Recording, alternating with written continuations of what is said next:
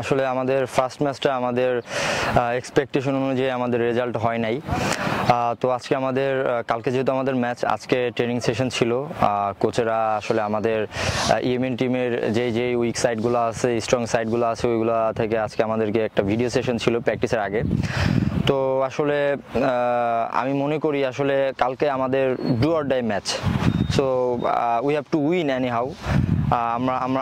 আমার দলের সবার মেন্টালিটি এখন এইটাই।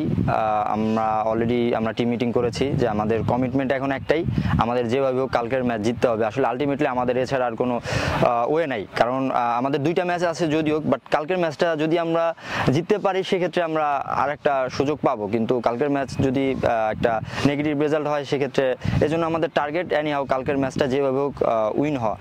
সো আপনারা সবাই দোয়া করবেন আমাদের জন্য, আমরা যেন যেভাবে হোক কালকের ম্যাচটা জিততে পারি ইনশাল্লাহ।